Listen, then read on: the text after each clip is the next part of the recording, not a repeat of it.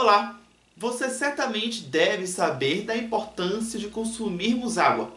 E eu não poderia deixar de fazer uma aula específica sobre isso. Então, essa aula aqui será sobre esse assunto, a água. Fazendo uma introdução, já, embora eu tenha dito, né, mas é exatamente isso, pessoal. A água é fundamental para a nossa sobrevivência. Então a gente já pode tirar muita coisa disso, né? Ah, a água é importante. É importante. Mas por quê? Porque ela é fundamental para a gente a nível de sobrevivência. Só para você, né, se conscientizar mais e você ter uma prova viva disso, olha só.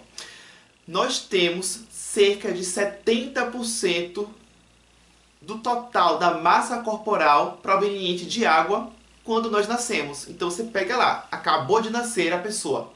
Essa pessoa, de todo o peso, né, aquele peso que a gente costuma ver em balança, pronto, aquele peso ali, 70% é proveniente de água. Olha só a quantidade grande de água que nós temos logo quando nós nascemos. É muita coisa. Então, como é que uma coisa super presente na gente não vai ser importante? Então, é importante. Tá? Então, isso aí é para você ter uma ideia. Mas, de acordo com o avançar da idade, esse teor de água vai mudando, né? Então, costuma ir reduzindo. Mas temos algumas diferenças, né? Por exemplo, em adultos. Em homens, há em torno de 57 a 65% de água. Então, você percebe aí que já dá uma reduzida, realmente. Já nas mulheres, essa redução é ainda maior, ou pode ser ainda maior, né? Ficando em torno de 46 a 53%. Agora observe, essa diferença aí de percentual no teor de água entre homens e mulheres, né? Ou seja, entre os adultos do gênero masculino e do gênero feminino, essa diferença nos teores de água já diz muita coisa quando o assunto é metabolismo. Porque você sabe, ou talvez tenha reparado em você ou alguém próximo, enfim, de que as mulheres normalmente costumam ser mais propensas a ganhar peso, a terem dificuldades para emagrecer. E isso aqui que eu acabei de falar já diz muito pela diferença no teor de água. Veja, aqui eu trouxe, né, uma diferença na questão do nível de gordura corporal. Também a nível percentual, normalmente um homem adulto tem em torno de 15%. Já as mulheres costumam ter em torno de 25% de gordura corporal. É importante ressaltar, né, que esses números aqui são médias.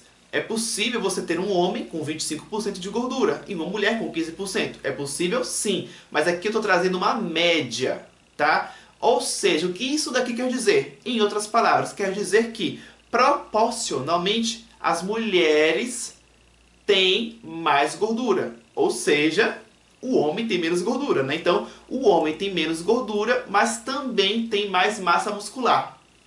Olha só, a mulher costuma ter mais gordura e menos massa muscular. E o homem costuma ter menos gordura e mais massa muscular. Mas qual é o grande diferencial aí dessa questão da massa muscular, né? O homem tem mais massa muscular proporcionalmente do que a mulher. E o que que isso pode trazer pra gente? Já que estamos falando da água, a gente está aqui falando principalmente o que? Da água. Então o que que o músculo tem a ver com água, né? Já que é o assunto dessa nossa aula. Simples. O músculo ele é constituído 70 a 80% de água. Então perceba, vamos interpretando aqui junto comigo. Se o homem tem mais massa muscular, tem mais músculo do que a mulher, e eu acabei de dizer aqui que o músculo ele é formado 70 a 80% de água, ou seja, é muita água presente no músculo. Se o homem tem muito músculo, ele também tem muita água. Então isso explica o porquê que no slide anterior eu mostrei que o homem costuma ter também mais água. Por conta disso, porque ele também tem mais músculo. E o músculo carrega muita água consigo. E isso ajuda a explicar aquela questãozinha do metabolismo. Por quê? O teor de água no organismo associado ao teor, né, ao desenvolvimento de massa muscular que a pessoa tenha, isso ajuda e muito a ativar o metabolismo. Por isso que os homens, por terem mais água, mais massa muscular, costumam ser mais ativos, né? Um metabolismo mais ativo, a palavra é essa. E eles acabam tendo o quê? Eles, ou eu e você, né, se você for um homem, nós acabamos tendo o quê? Mais facilidade para ter o controle do peso. Se você for uma mulher, aí é que entra agora a interpretação sua, ou se você conhece alguma mulher, enfim, que se aplique a isso. Por isso que muitas vezes as mulheres costumam ter um metabolismo mais lento. E isso daqui que eu acabei de trazer para você sobre o teor de água, o teor de gordura corporal, o teor de massa muscular, isso ajuda a explicar o porquê que essas mulheres costumam ter um metabolismo mais lento, o que fazem delas, as mulheres, mais propensas a acumularem gordura, a terem mais facilidade para engordar, a terem mais dificuldade para emagrecer. Isso, obviamente, a gente consegue mudar muito com o nosso estilo de vida. E qual é a grande diferença aqui da água? Você pega uma mulher que já tem biologicamente uma tendência dessa e ela ainda não consome água. Aí pronto. Aí é você realmente pedir para ser realmente predisposta a ganhar gordura. Então o que é que você pode fazer para tentar melhorar isso? Consumir bem água. Tentar trabalhar pela dieta, pelo exercício, para desenvolver a sua massa muscular. Já que eu falei que é a massa muscular que ativa o seu metabolismo. Por quê? O tecido muscular, a gente chama ele de tecido metabolicamente ativo. Então, isso daqui são coisas biológicas, mas que podem ser modificadas, melhoradas, de acordo com o seu estilo de vida. E a ingestão de água também é algo que pode ajudar nisso. Mas nós também eliminamos essa água, porque eu estou acabando aqui de falar que é importante beber água, mas a gente não bebe e pronto, né? Porque a gente iria explodir, né, de tanta água. Então a gente bebe, mas a gente também elimina a água. Eliminamos, ou perdemos, ou excretamos. Enfim, são palavras sinônimas para dizer que ingerimos, mas também eliminamos água. E aqui eu trouxe nessa imagem aí algumas formas, né, de estarmos eliminando essa água. Por exemplo, por meio da respiração. Sim, quando nós respiramos, e aqui eu faço, né, o destaque para a parte da expiração, que é o momento em que a gente coloca o ar para fora. Então, quando a gente coloca o ar para fora, que é o momento da expiração, a gente coloca o ar para fora, o dióxido de carbono, né, o gás carbônico, sim, mas também sai vapor de água. E é justamente nesse processo aí de respiração, na expiração, a gente elimina por dia em torno de 250 a 350 ml de água em forma de vapor de água. Também eliminamos a água por meio da urina. Né? A urina é formada pelos rins e a gente tem ali na urina, em termos de composição, a urina é formada, 95% dela é água. Então é muita coisa, né? E nós eliminamos por dia em torno de 1.000 a 1.500 ml de urina. Então é algo que é bem intenso, né? Então, por isso que a gente precisa ter cuidado com a ingestão de água. Porque se a gente vacilar, a gente realmente fica com déficit. Daqui a pouco eu vou falar mais sobre o nível, né, de hidratação do corpo. Mas continuando aqui, também eliminamos por meio do suor. Cerca de 700 ml de suor por dia é o que nós costumamos secretar, ou excretar no caso, né? Já que estamos falando de uma eliminação, é algo que está saindo para fora do nosso corpo. Nesse caso aqui do suor, só para você entender um pouco mais, né? Na nossa pele a gente tem as chamadas glândulas sudoríparas. Essas glândulas são justamente responsáveis por liberar gotículas de água que vão ser liberadas sobre a pele. Esse processo ele é importante no processo de regulação da nossa temperatura corpórea.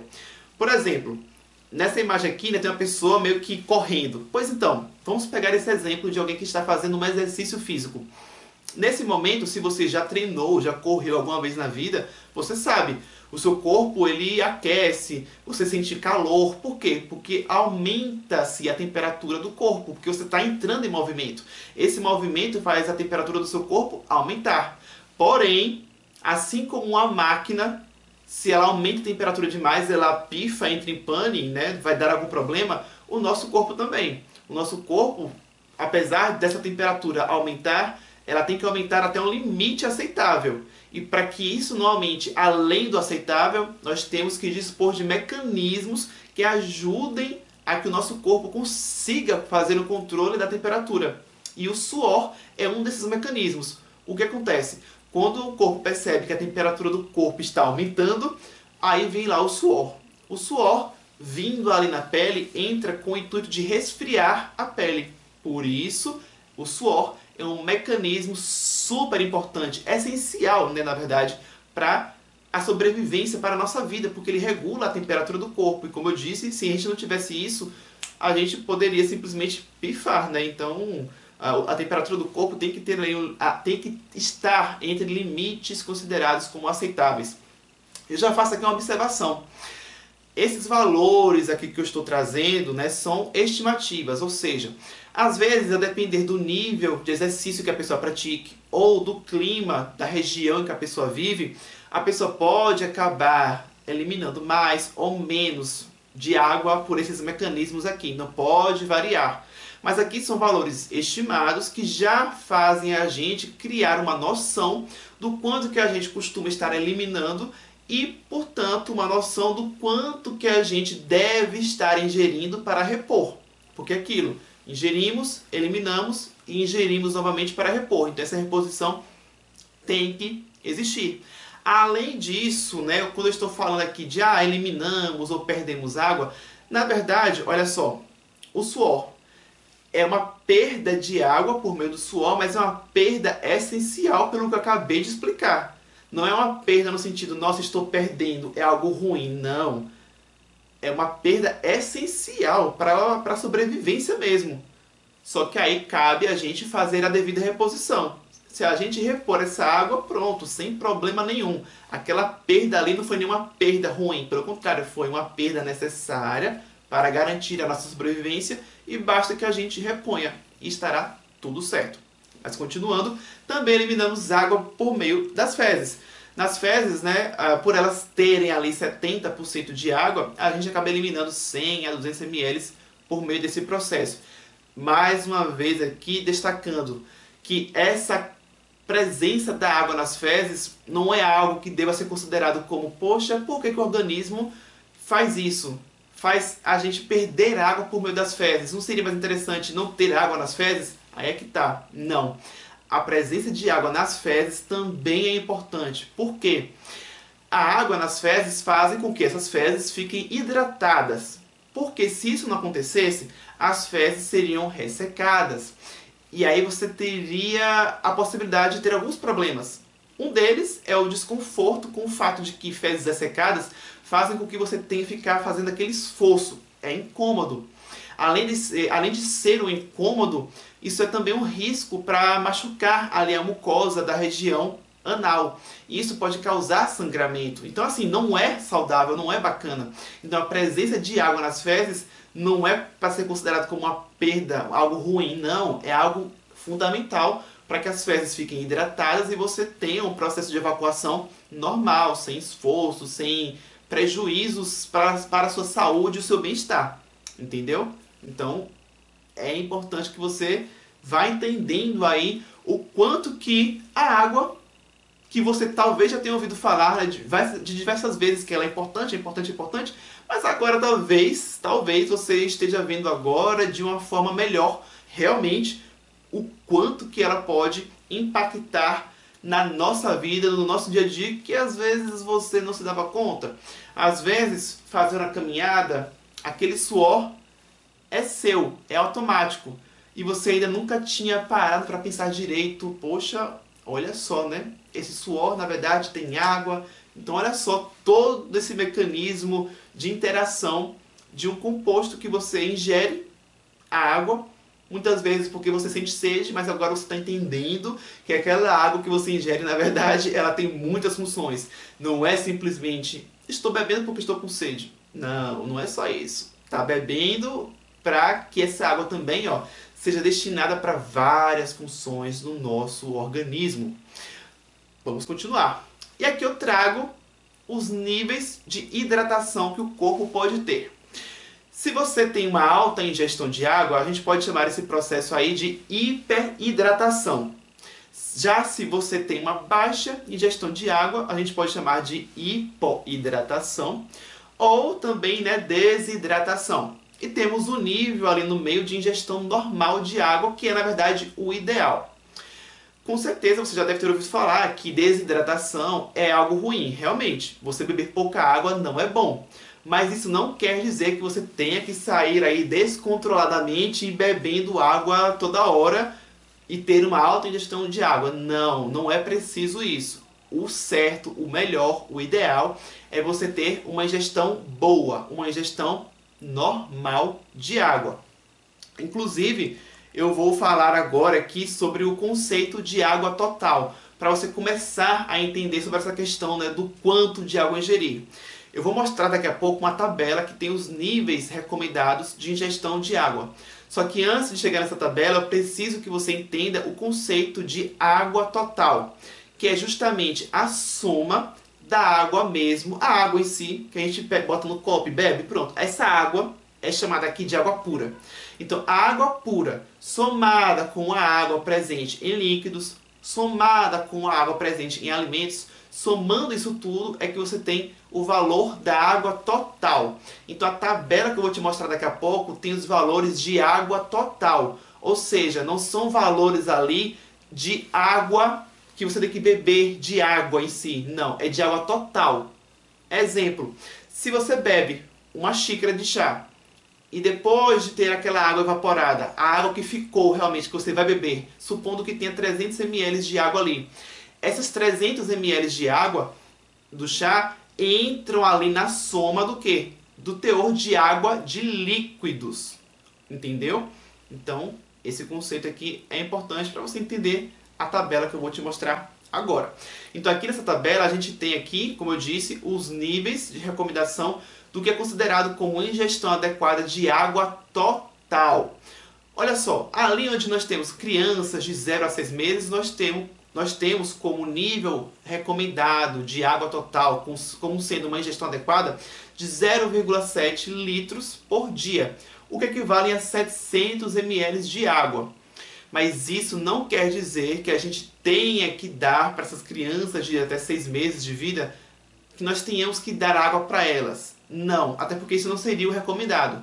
Na verdade, é indicado o aleitamento materno exclusivo até os 6 primeiros meses de vida.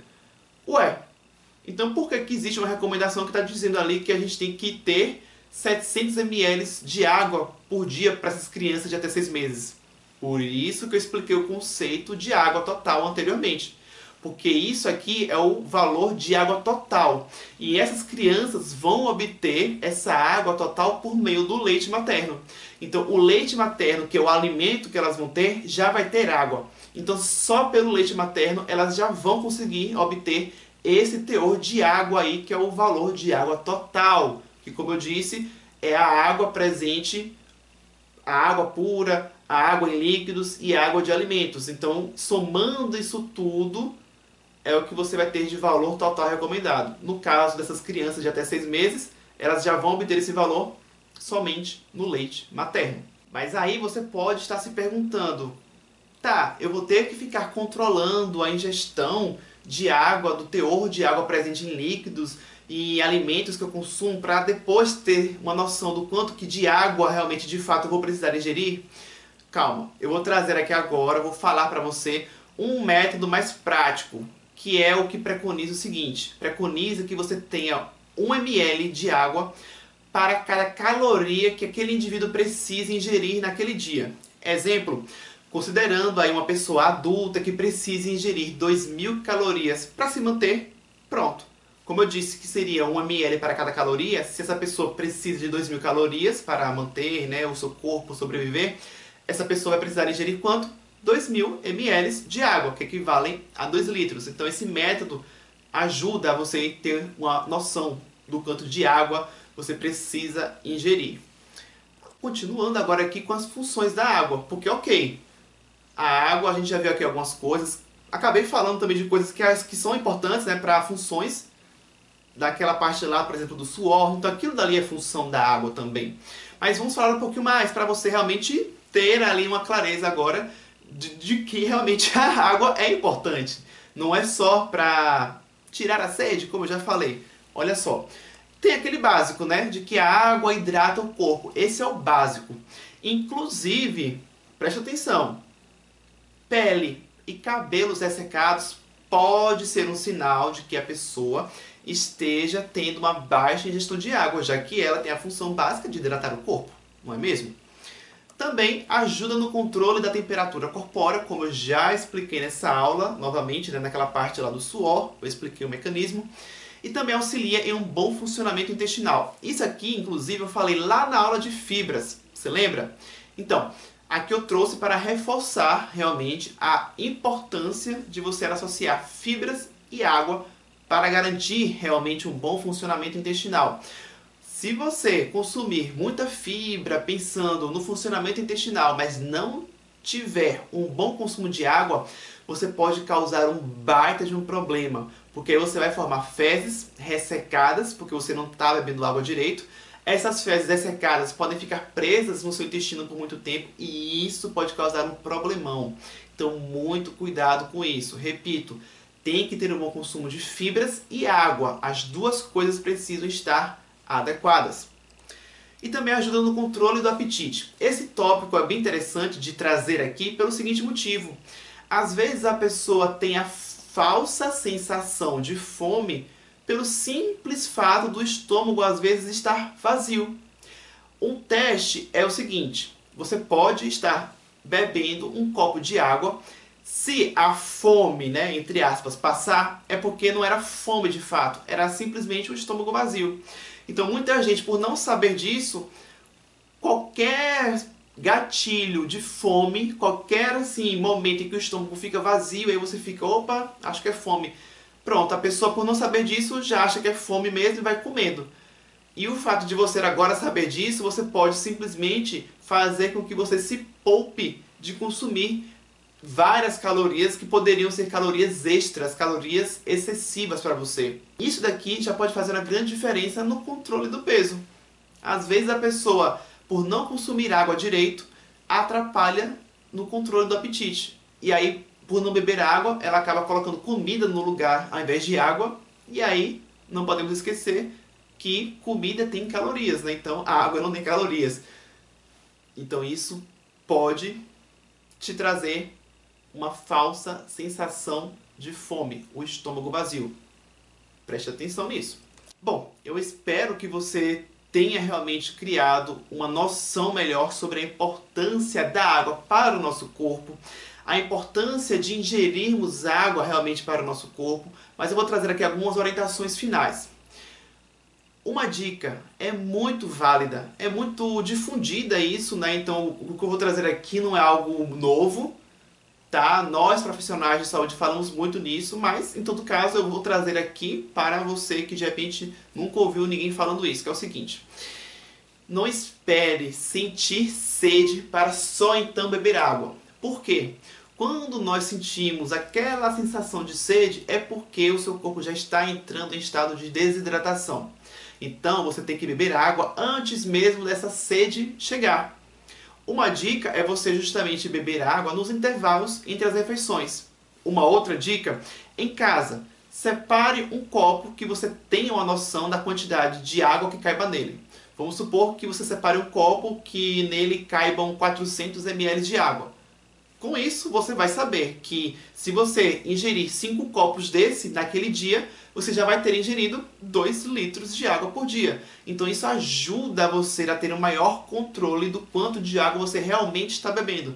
Porque se você ficar bebendo água só quando dá sede, você vai acabar consumindo 2 copinhos de água por dia. E aí, ó, vamos supor que esse copo tenha 200 ml, você vai ter ingerido 400, 500 ml por dia. É muito pouco. Então, tenha essa noção da quantidade de água que você realmente esteja bebendo por dia. E aí eu deixo o questionamento para você refletir. Você já tem uma boa ingestão de água? Se não, fica aqui então uma ótima oportunidade para você começar a mudar isso a partir de agora. Espero que você tenha gostado das dicas da aula e até a próxima!